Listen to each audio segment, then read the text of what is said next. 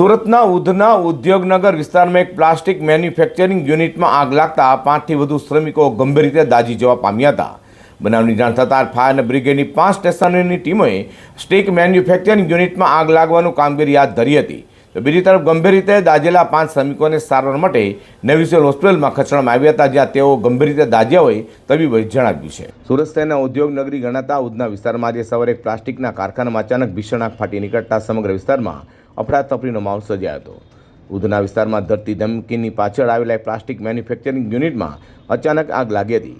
પ્લાસ્ટિકનો જથ્થો હોવાને કારણે આગે જોતજોતામાં વિકરાળ સ્વરૂપ ધારણ કરી લીધું હતું અને આકાશમાં કાળા ધુમાડાના ગોટે ગોટા જોવા મળ્યા હતા. કારખાનામાં કામ કરી રહેલા શ્રમિકો કંઈ સમજે તે પહેલાં જ આગ પ્રસરી જતા નાસભાગ મચી ગઈ હતી. આગની જાણ થતાં સુરત ફાયર વિભાગનો કાફલો તાત્કાલિક હરકતમાં આવ્યો હતો.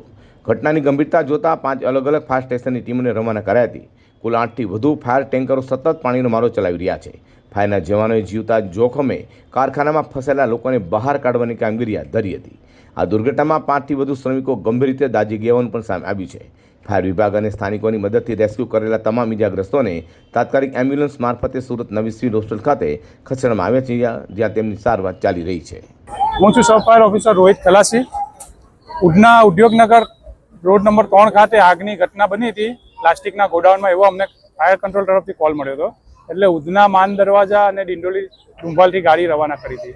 અહીંયા અમે આવીને જોયું તો ધુમાડો પુષ્કળ પ્રમાણમાં હતો અને પહેલા મારે આગ ફેલાયેલી હતી. એટલે આવીને આગ અમે તાબડતોડ હોલવી નાખી. કેટલા લોકો આમાં દાઝ્યા હતા? પાર્થીના જણાવ્યા અનુસાર 3-4 માણસો દાઝ્યા છે એવું કહેવાનું છે એમનું. એટલે અમે પ્રાઇવેટ વાહનમાં પ્રાઇવેટ હોસ્પિટલમાં એમને શિફ્ટ કરી દીધા છે. આગ લાગવાનું કારણ તો હાલ જાણવા મળ્યું નથી. તો નવી સિવિલ હોસ્પિટલના સીએમઓ ડોક્ટર શીતલ ખેરડીએ જણાવ્યું હતું કે ઇજાગ્રસ્ત તમામ દર્દીઓ 30થી 50% સુધી ગંભીર રીતે દાઝી ગયા હોવાનું જણાવ્યું છે. હાલ તમામ દર્દીઓ સારવાર હેઠળ હોવાનું પણ કહ્યું છે. ડૉક્ટર શીતલ ખેરડિયા, નવી civil hospital Surat, medical officer તરીકે કામ કરું છું. આજે સવારે 8:15 વાગે 108 દ્વારા 5 દર્દીઓને લાવવામાં આવેલા. એવું જણાવવામાં આવેલું કે ઉધના રોડ નંબર 3 પર એક AK પ્લાસ્ટિક કરીને કંપની છે, ત્યાં લાઇટર ક્રશ કરી રહેલા 5 માણસોને અચાનક કોઈ કારણથી આગ લાગતા દાઝી ગયેલા હતા અને તેમને સારવાર માટે લાવવામાં આવેલા હતા.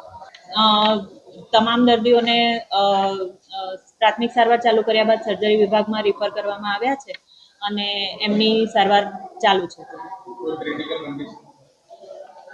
બધા જ દર્દીઓને 35થી 50% આશરે દાઝેલા છે, એટલે થોડી ગંભીર હાલત તો કહી શકાય. પ્રાથમિક દ્રષ્ટિએ શોર્ટ સર્કિટના કારણે આગ લાગી હોવાનું અનુમાન સેવાઈ રહ્યું છે, પરંતુ આગ સંપૂર્ણપણે ઓલવાયા બાદ તપાસ બાદ ચોક્કસ કારણ જાણી શકાશે. હાલમાં ફાયર વિભાગ દ્વારા આગ પર કાબૂ મેળવવાના યુદ્ધના ધોરણે પ્રયાસો ચાલુ છે.